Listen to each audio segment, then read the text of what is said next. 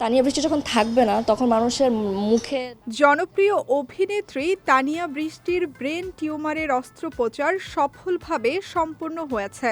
15 ফেব্রুয়ারি রাজধানীর একটি বেসরকারি হাসপাতালে টানা 4 ঘন্টা ধরে জটিল এই অস্ত্রোপচার করা হয়। বর্তমানে তিনি চিকিৎসকদের নিবিড় পর্যবেক্ষণে রয়েছেন।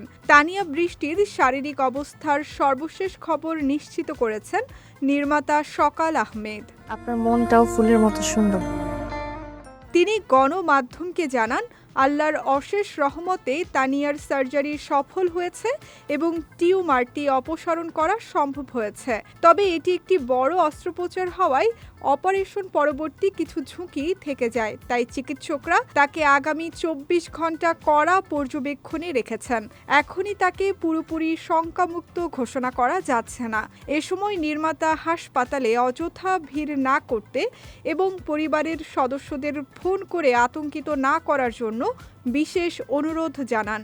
তিনি ভক্ত ও শুভানুধ্যায়ীদের কাছে অভিনেত্রীর দ্রুত আরোগ্যের জন্য দোয়া প্রার্থনা করেছেন।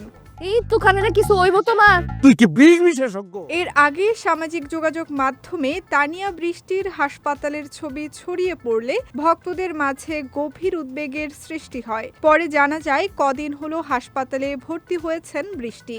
তিনি ব্রেন টিউমারে আক্রান্ত। লক্ষ্যটা অটুট থাকার লাগে। এদিকে 2015 সালে ঘাসফুল চলচ্চিত্রের মাধ্যমে অভিষেক হওয়া তানিয়া বৃষ্টি বর্তমানে ছোট পর্দার অন্যতম ব্যস্ত মুখ। নিয়মিত তার অভিনীত নতুন নাটকগুলো দর্শকদের মাঝে বেশ সাড়া ফেলেছে।